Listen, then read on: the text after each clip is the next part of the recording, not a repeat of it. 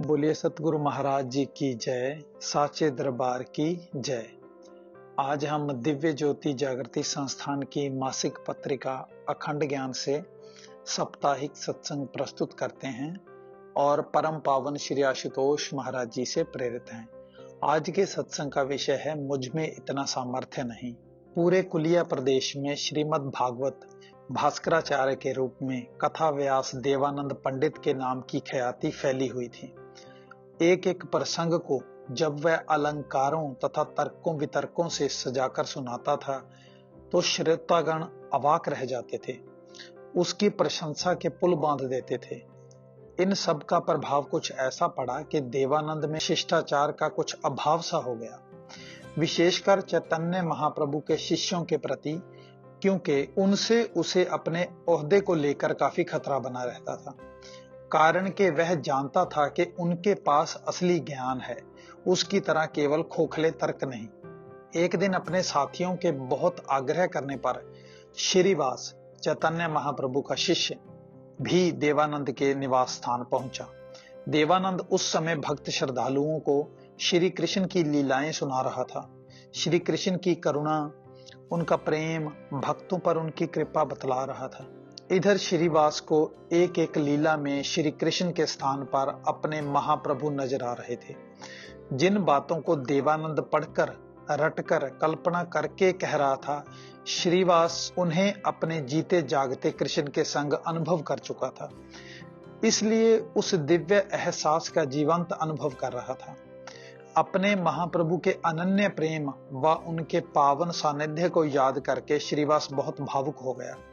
इधर देवानंद कथा बांच रहा था, उधर श्रीवास अपना मुंह नीचे कर रोने लगा। बहुत कोशिश करने पर भी श्रीवास अपनी सिसकियों की आवाज दबा नहीं पाया। बस देवानंद को तो मौका मिल गया अपना रोष प्रकट करने का। कथा को वहीं रोककर सबके बीच में जोर से चिल्लाकर बोला, ए ढोंगी, यह विद्वानों की सभा है, यहाँ पर रोने धोने का नाटक नहीं चलेगा। फिर अपने कुछ लोगों को आदेश देते हुए बोला, इस पखंडी को सभा से बाहर करो तुरंत। पता नहीं कहां कहां से आ जाते हैं माहौल खराब करने। इससे पहले कि कोई श्रीवास को हाथ लगाता, श्रीवास खुद ही वहां से रोते रोते बाहर चला गया। इस प्रकार चैतन्य के भक्त को भरी सभा में तिरस्कृत करके देवानंद को तो जैसे आनंद आ गया। उसके अहंकार को पोषण जो मिल गया था, पर भक्तों का अपमान हो और भगवान मौन रहे, ऐसा तो ना पहले किसी युग में हुआ है और ना ही भविष्य में कभी होगा। सद्गुरु भगवान अपना अपमान भले ही सह लें, लेकिन अपने भक्तों के मान पर जरा सी भी आंच उन्हें बर्दाश्त नहीं। अगले दिन देवानंद की सभा में महाप्रभु स्वयं पहुंच गए। यूं अचानक से श्री चैतन्य को वहां देखकर देवानंद पंडित अपने स्थान से उठ खड़ा हुआ। सारी सभा महाप्रभु के नाम के जयकारे लगाने लगी, परंतु जयकारों के बीच महाप्रभु का बेहद आक्रोश भरा स्वर उभरा, तुझे भागवत बांचने की अनुमति किसने दी देवानंद पंडित?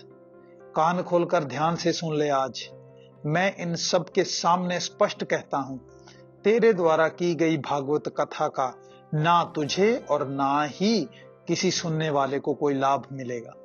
अहंकार में डूबकर तू चाहे जितना मर्जी अपनी वाणी में अलंकार जड़ ले, तेरा कल्याण संभव नहीं। भागवत को बुद्धि से समझा या समझाया नहीं जाता, इसे तो यहाँ हृदय की ओर इशारा करते हुए अनुभव किया जाता है, वरना खोखले शब्दों का भी खोखला ही प्रभाव पड़ता है। महाप्रभु बिना रुके क्रोध भरे स्वर में यह सब कहते जा रहे थे।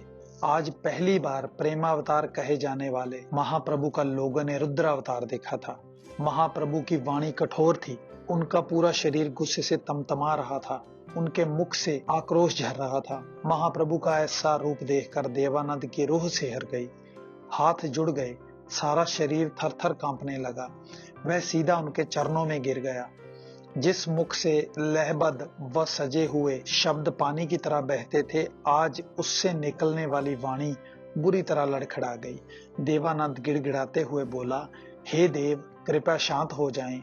मैंने आप जैसी सौम्य शक्ति शांत मूर्ति को इतना आक्रोशित कर दिया, मेरा कितना बड़ा दुर्भाग्य है।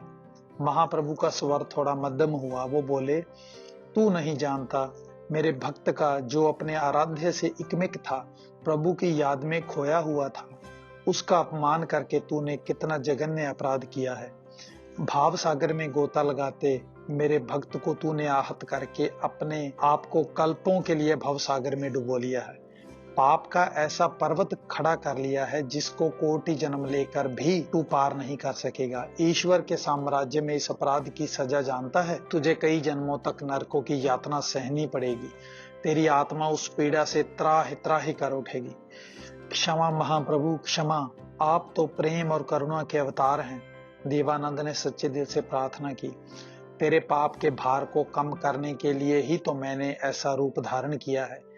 आज इन कठोर शब्दों को बोलकर मैंने तेरा बहुत कुछ अपने ऊपर ले लिया है।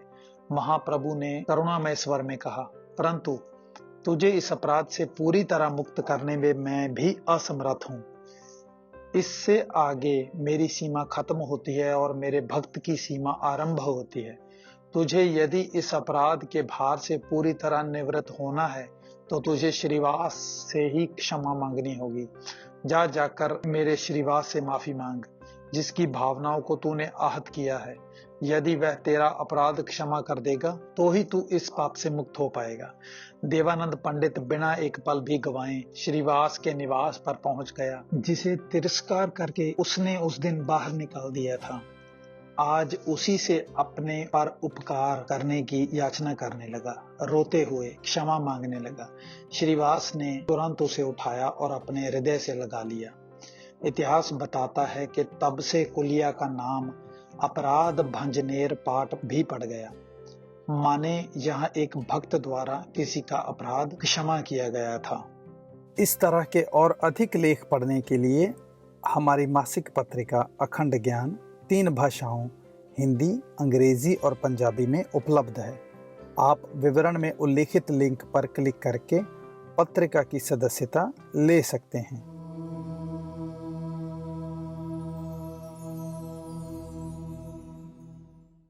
अभी आपने अखंड ज्ञान का सत्संग सुना।